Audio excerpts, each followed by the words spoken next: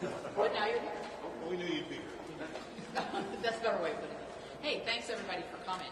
I'm going to step up a little bit so you can see I'm kind of short.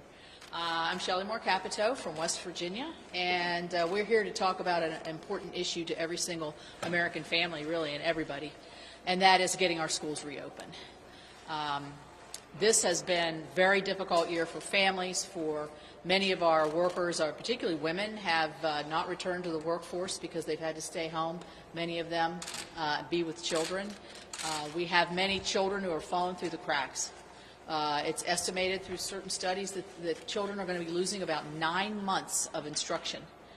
And you know, for some families they can manage, but for most families, those families that have working parents, that don't have connectivity, that have students that might have special needs, or really those families that don't really have a parent or an adult in their home that can really help them, this is going to do irreparable harm to those children and those families. And I'm very concerned about it. We put a lot of money into this, but only 5% of the money that we put in up to this point has gone to the schools. And we in West Virginia just opened every single K-8 school 5 days a week, safely opened our schools. So we need to get our schools reopened. We know that the bill that's in front of us here, whenever it comes in front of us, has a lot of money in it for schools. But if you really look at it, it says that school money is going to go out until the year 2028. This is supposed to be an emergency bill. It is an emergency to get our schools and our students back to school and our schools reopened. But with this kind of overspending, way over the top appropriations to our schools, it's not what we need now. We need to get the schools open. We still have money in the pipeline to do that, and I encourage all of the members, and I have a lot of members here who believe the same that I do. So thank you for coming, and I'm going to just go down the list, and I think Mr. Senator Cornyn from Texas. Well, thanks, Senator Capito. In my state, like Senator Capito's state, and I suspect all of our states, many students don't have access to broadband.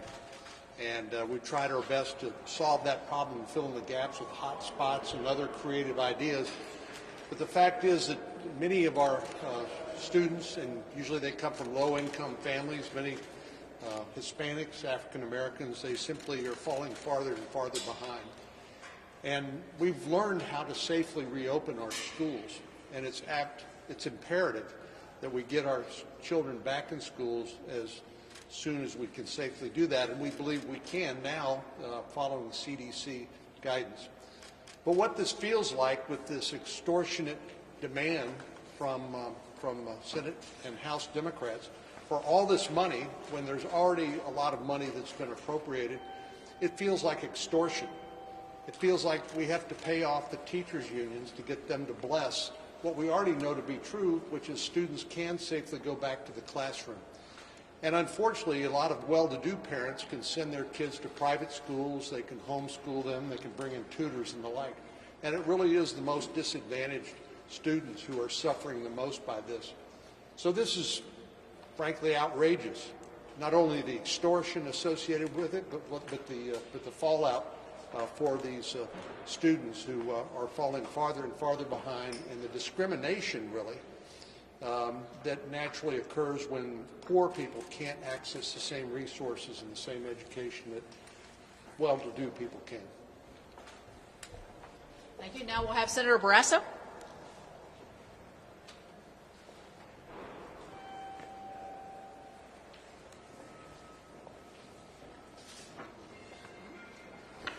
If you were to grade Joe Biden's abilities to keep his promises of opening schools, Joe Biden's report card, he deserves an F.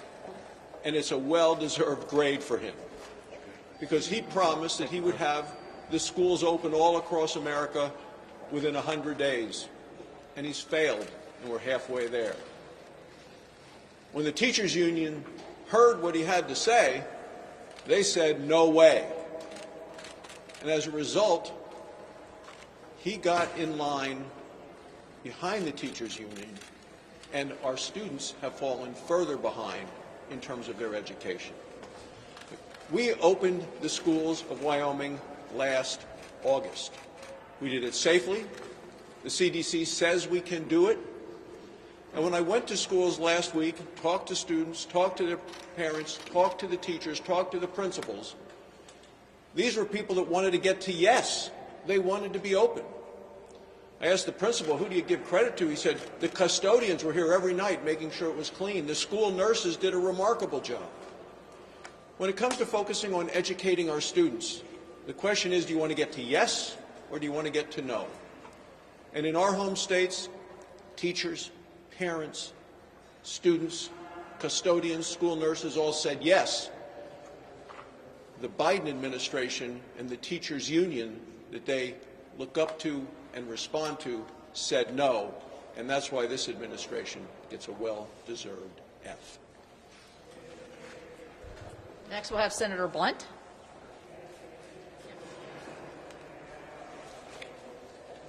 Well, I thought I'd just give you an example of some information I got a few days ago from the Knob Noster School District in Missouri. This is near Whiteman Air Force Base. Here's a letter I got from the school superintendent. When handled correctly, schools can safely reopen with high levels of success and normalcy for students. We stand as a good example of how that can happen. We had enough data in August to make a confident decision to reopen, and our community's been lockstep with us and very grateful for helping us get back to normal school life. For kids, reopening schools also significantly mitigated the learning loss gap, the social emotional disconnect concerns, and many other issues that impact their personal and family stability. When Knob Noster District offered parents and students a choice to go back to school or virtual learning in August, 85% of them said we want to go to school. As of January, that number had gone up to 93%. And the school superintendent, Dr. Jared Wheeler, this is what he said at the end. This story is being shared as a confirmation that reopening schools is spot on. Too many kids are winding up with mental health challenges. Too many kids are getting too far behind. $67.5 billion already available to elementary and secondary schools. They've drawn down less than 10% of that. Money is not the problem here.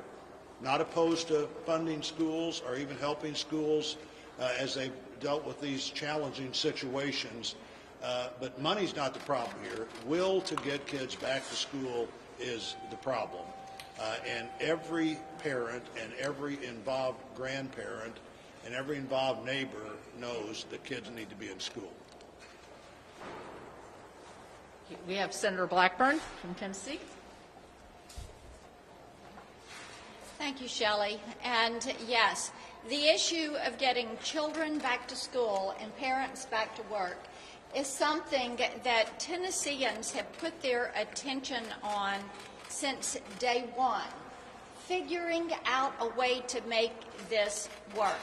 And as Senator Blunt just said, money is not the problem.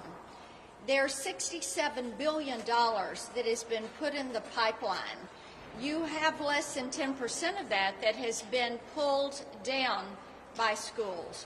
What is an obstacle is teachers' unions who are saying, we have a wish list and we're going to put our priorities in front of the students. We're going to put this in front of the pupils that would be in these classes. In Tennessee, they said, we're going to make a team and we're going to get this job done. So you had directors of schools and superintendents and principals and parents that all came together and said, this is how we make it work. And that is why 93 of our 95 counties were back in school in some way, shape, or form in August and have continued. They have hybrid models. They are working with parents, working with the community, with their health departments. And yes, indeed, children are in person in classes, and they're doing the right thing for these children, and the teachers' unions did not prevail in trying to keep children out of school and classrooms closed. Thank you, Marshall. We have Senator Marshall. Thank you, Shelley, and it's always hard to follow Marcia, but it's a good afternoon, everybody. You know, I'm a first-generation college kid who got to go to medical school. Education is the great equalizer in this great nation. It's what gives every kid the same opportunity, the equal opportunity to succeed. And like the people standing beside me, I'd give the shirt off my back to get our kids back in school. Any day of the week, give me a good teacher and a chalkboard and an eraser over a Zoom call. What we have before us, though, is a bill that Americans will soon find out exactly how bad it is, how absurd and irresponsible it is, and soon will become very unpopular. Certainly we agree with our friends across the aisle, the goal of getting our kids back in school, but this bill does little to expedite or encourage getting our kids safely back in the classroom. Now, as one of 3 physicians in the room, actually, I remind everybody that youth suicide has doubled. Our youth's mental health has never been worse. But today, the issue of getting our kids back in school feels more like parents versus the teachers union, and it should not be. It feels like no matter what the CDC says, no matter if teachers are vaccinated, no matter how much money we throw at this, it just doesn't seem to matter. Our friends across the aisle keep moving the goalposts on us. As Marcia and several others have talked, we've already appropriated $113 billion for education from our recent COVID relief bills, $113 billion. Now the CDC says we need $22 billion more to get our kids in school, $22 billion. And guess what? We've got $60 billion left that we haven't spent yet. So why wouldn't we just reappropriate that $60 billion and see where we are in a couple of months? That's just too much common sense. Look, this bill before us, not one Republican voted for it in the House.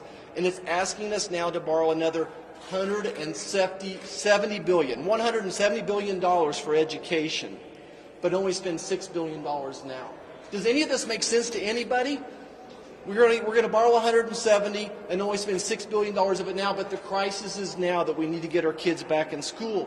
I feel like maybe our colleagues across the aisle are going to take Americans for fools, and we're not. This bill will become widely unpopular. It's not right, it's not fair, it's not American. This is a dereliction of duty on their behalf.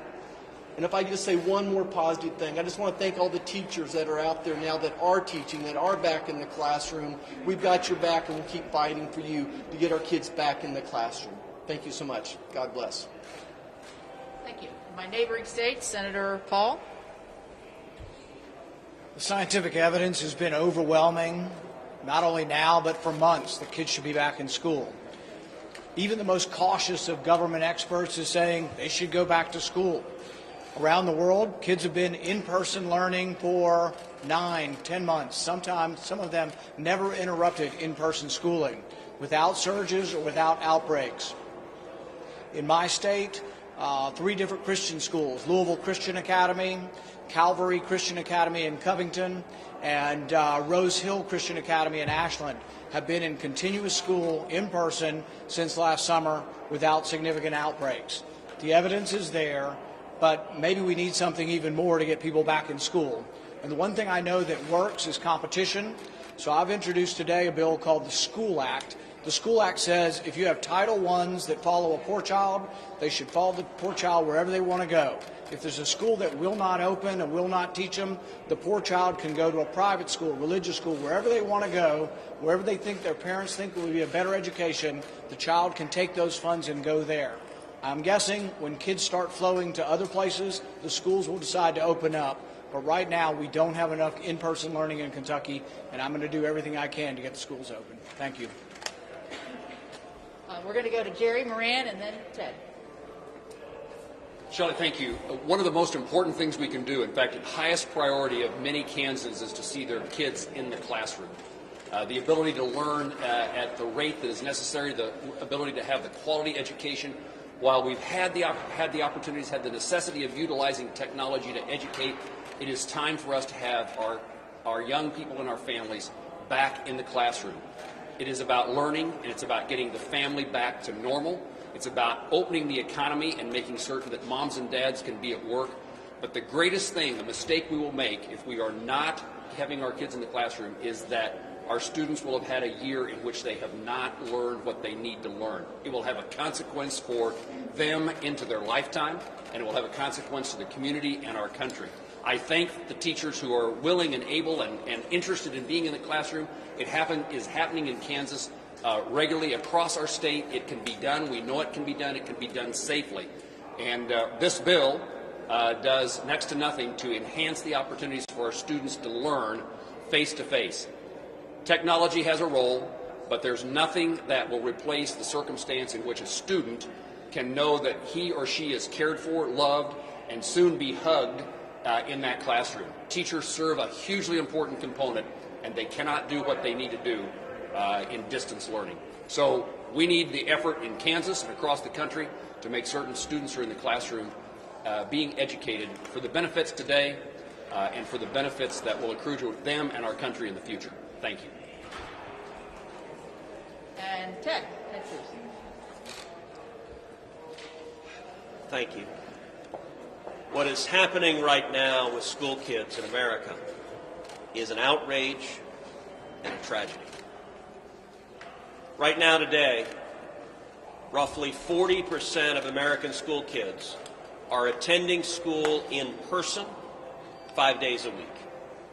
More than half of the school kids in America are not.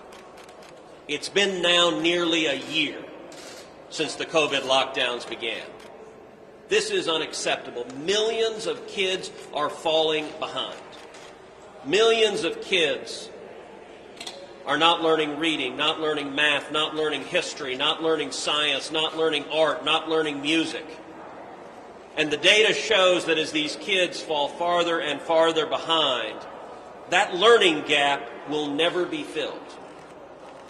This Democratic spending bill, filled with a partisan wish list, does nothing to change this. What congressional Democrats are telling you is your kids don't get to go to school. It's not a priority. We shouldn't accept this. We need to open the schools now. We need to get the kids back in schools.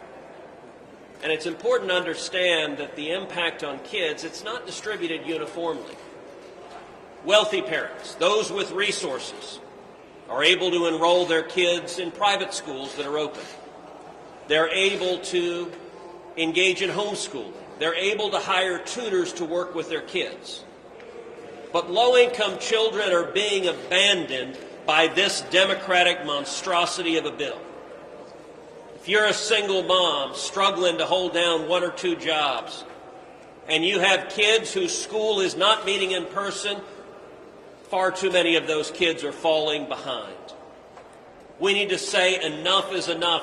You know, Joe Biden and the Democrats like to say follow the science. Well, here the science is clear. The CDC has told us kids should be back in school. It is hurting kids. We're seeing more youth depression, more youth suicides. We're seeing more child abuse. This is hurting the children, and it is only partisan politics that makes Democratic politicians willing to leave kids out of school. Enough is enough. This bill doesn't fix it. I'm introducing an amendment that says if your schools are shut down, if your kids are not able to go to in-person school, then you're eligible for a grant, a scholarship grant to get your kids in school. I expect most, if not every Democrat, will vote against that because their answer right now to those kids is essentially tough luck. We shouldn't be willing to accept that. We should stand for the children in our country who need an education, and we should insist that they get access to a good quality education now. We need to open the schools now. I think you can see we have very uniform thoughts on this, very strong feelings, because these are the feelings that we hear every day from every parent, every teacher, every child. They want to go back to school. They should go back to school. So I'm going to take a couple questions and hope these guys will stick around for it. Yes.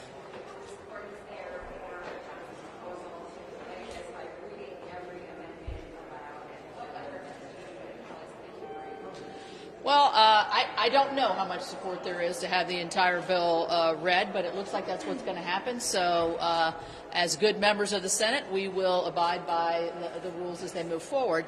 I do think that there are amendments such as the one that Ted's talking about, and there will be other amendments to try to make better sense of this bill. To say to schools that if you don't reopen, there's consequences. I mean, the president said he's going to open the schools by May. Well, guess what happens in June and May? The schools close for the summer. So, I mean, that's a useless exercise. They can open now. They are all across the country. Senator. Anybody? Well, Shelley, I just would add one thing, that I expect our amendments to show what we're for, that we do want to help those that are still hurting out there. We just want the money to be more laser focused on those who really need the help. Senator, I heard a lot of stick. I'm just curious on the carrot side of it. One of the things the White House talked about the other day was letting teachers get up towards the front of the line in vaccinations. Is there a role for Congress to try to help teachers? Every state's doing it differently, but get vaccinated now if that helps get the schools reopened faster? Well, I don't know about your state. Your guys have. My state does have teachers at the front of the line. Mm-hmm. Most of our teachers, if they want it, have had their double vaccination. We know that the numbers of vaccinations are going to be rising, and it shouldn't be a factor of whether you're vaccinated or not. I think if you do the safe practices that we all know very well now, that your schools can open. I don't know what you guys are doing. Well, I think the state should do that. I'm for that. I think they're in a great place to decide that, and clearly being recommended. But I offered an amendment on the budget to where there would be some encouragement and some to be able to get full access to all of these funds if you went back to in-person school when every teacher had been vaccinated and every single Democrat voted against it and every single Republican voted for it. So surely it's not just an issue about vaccinated teachers. I hope they are a priority. I think all of our first responders and essential workers should be as much of a priority as possible. And with this focus on getting kids back to school, I think there's no parent who has kids at school at home right now who's being virtually educated who wouldn't say, let's do whatever it takes to get teachers and kids back to school. One more question? I got one more thing to say about though. This is my concern is when we ask the teachers union, when we ask the administration, if we get the teachers vaccinated, then would you go back to school? And there's still no commitment from the administration that that's the right thing to do. We need leadership. We need leadership to get our kids back in school. All right, take one more. Reading the entire bill aloud, it may take between 5 and 10 hours. May discourage something coming forward. Well, I like what Roger said because I think it's right. I think he says that what you're going to see in the amendment process is what we're for, where we think the emphasis should be, where we think that the hearts of Americans are. And so I don't think this is going to depress our wanting to be able to make our voices heard. So I don't know, Ted. I answered the reading the bill question. Yeah, look, we're getting ready to go through an unfortunate bit of political theater. And the reason for that is that the Democrats have made the decision to be hard partisans rather than to work together in a bipartisan manner. Last year, Congress passed 5 separate COVID relief bills. Every one of them was bipartisan. So it's not just empty words. Republicans here have demonstrated that we are ready and willing to roll up our sleeves and work together in a bipartisan manner to address COVID, to defeat this pandemic, and to get people back to work. Joe Biden and Chuck Schumer and Nancy Pelosi could have done the same. But they made a decision instead. This is not a COVID bill. 9% of this bill focuses on COVID health spending. 91% is a partisan wish list paying off the Democratic special interests that got them elected. And it's cynical. It's got Chuck Schumer's bridge to Canada. The last I checked, a bridge to Canada is not going to defeat COVID. The first version of the bill had Nancy Pelosi's tunnel of love to be built in Silicon Valley because apparently bringing pork home to her constituents will help us defeat COVID. It's cynical what they're doing. This bill, if it passes, if the Democrats manage to keep their conference together, will end up passing with 50 Democrats voting yes, and I think the odds are quite high you will see 50 Republicans voting no and the Vice President breaking the tie. That is cynical. That is partisan. It is an abuse because they don't want to work together. There are all sorts of elements on which all of us would eagerly participate. Vaccinations. Should we have funding for more vaccinations? Should we accelerate the distribution of the vaccinations? Of course. And if we brought that up for a vote, it would pass 100 to nothing. But the Democrats aren't interested in doing that. This debate will play out. And listen, Ron Johnson and other senators are using procedural tools to delay this because this is $1.9 trillion in wasteful spending that doesn't have anything to do with defeating COVID. That is a mistake. It is cynical. And it's an abuse of this process. And I've got to tell you, there are a lot of Texans who are mad. You know, Joe Biden gave an inauguration speech. We were all there where he talked about unity and working together. Where's the unity and working together? You had 10 Republicans go down to the White House saying, we want to work together on a COVID relief bill. And what did the Democrats say? Go jump in a lake. There will be no bipartisanship. We're going to ram through a partisan wish list. That's wrong. It's cynical. And one of the things it does is it abandons a whole lot of school kids who need to be in school right now. Thanks, guys. Thank you.